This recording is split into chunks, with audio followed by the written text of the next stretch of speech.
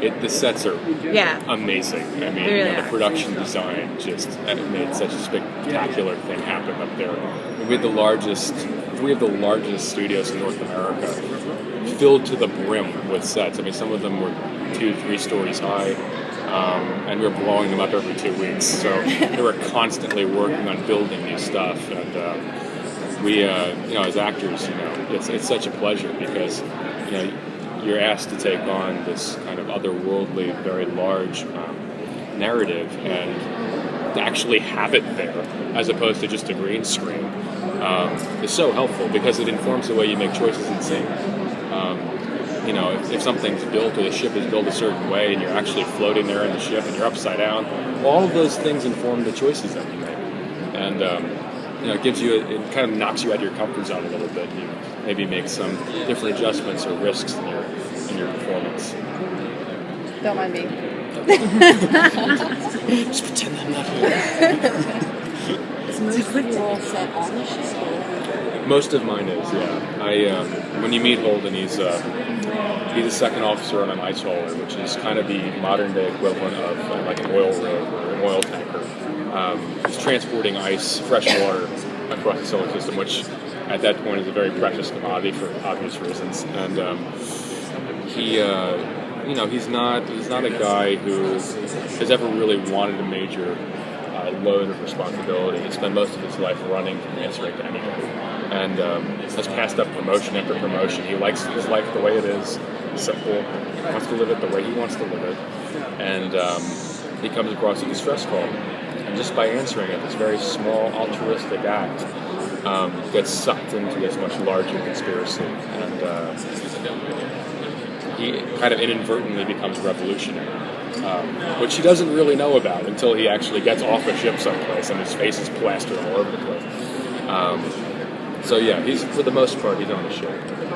Yeah, so you've done a lot of what I consider kind of sci-fi and roles with The Covenant and Sky High. Yeah. Now this, do you actively seek out those roles, or how do you go about choosing your roles and picking something like this that, and on the surface, can seem very, just it's sci-fi, it's pulpy, Sure. But there's human elements in it. So. Yeah, absolutely. I think especially for this project in particular, I was a big fan of books, and I think what really drew me to The Expanse and what drew me to Holden, and what drew me to the novels themselves, is that for so many years, especially for like 20 years or so, most of science fiction has been hard science fiction. It's about the math behind wormholes or the technology, the devices, and that's great. I really love that stuff. But this is very much a space opera, in the truest sense of the word. I mean, it really is a human story. We focus mostly on 3 people,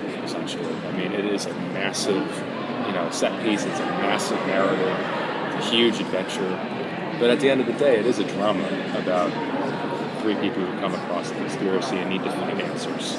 And, for me, what drew me to this project and what draws me to every project that I attach myself to, especially in the beginning, is the writing, is the script. And, we had the novels, which are beloved for good reason.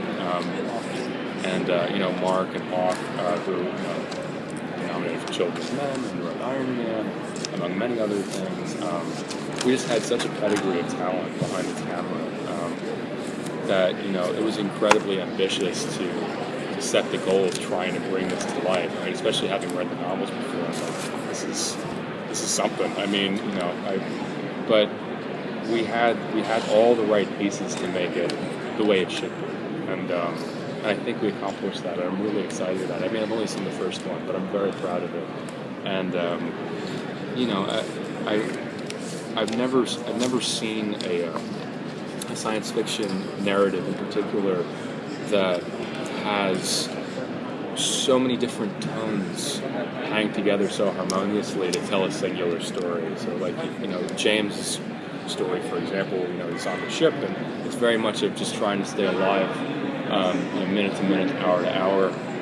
Very much a tale of people the survivors of a ship sinking, in the middle of a very hostile environment, just trying to make it through and growing every step of the way. And then you've got Miller, Thomas Jane's world, which is very much a noir story about a hard-boiled detective who's just been ground down through corruption and real-world stuff for a long time. And then Abasarala's world, which is very much a political conspiracy narrative,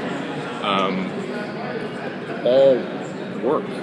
They all work together to tell this very human story. So, I think we accomplished that in the show. They certainly accomplished that in the books. And so, long answer to your question, but that in many ways is what drew me to it. I found it really unique for sci-fi, for any kind of narrative.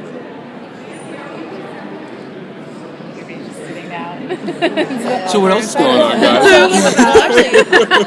You were talking about doing the practical effects, doing wire work. How was that, doing that kind of stuff? It was wild. I'd done some wire work in the past for both Sky High and The Covenant, and this was more challenging. I mean, it was more extensive. We were doing it over long periods of time, and you're shooting television, so you don't have as much time to get it done correctly.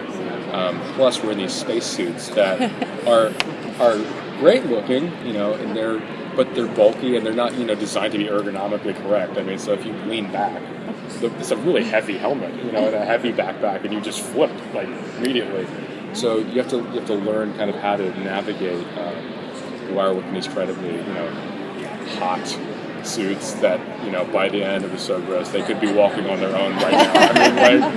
I mean, but it was, fun again. I was saying before, actually doing the practical wire work and floating around and actually being way up in the air does inform the way you make choices in the scene, and it just opens another element up to what's possible.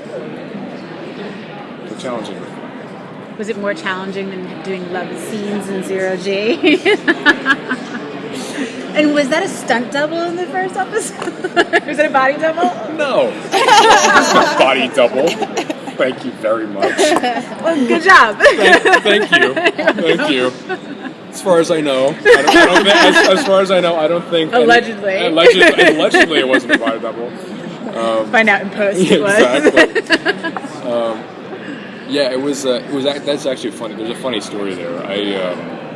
I had injured my ribs actually, not too far bore that, and the harness for that scene, obviously because we're naked, so you don't want the straps up top because when you go for close-ups, you just don't want to take those out. So it's a low harness. It kind of hugs you around the ribs.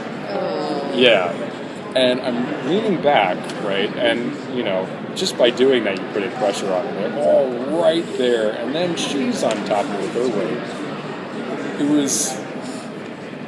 I don't know. We shot it really fast, which I was very grateful for, but it was definitely uncomfortable. Not so sexy.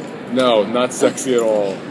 I think, and it was actually a concern of mine when I read the script. It was the only one that I had because I thought it was a great idea and concept. Yeah. I just had no idea how to pull it off. I mean, it came out great though. I'm really happy with it, but I couldn't conceptualize in my mind when I read it. I was like, how do we do this without being hokey, or kind of ridiculous? And the credit has to go to Terry McDonough, who's just an incredible director and was able to, pull it off in a way that was classy and cool.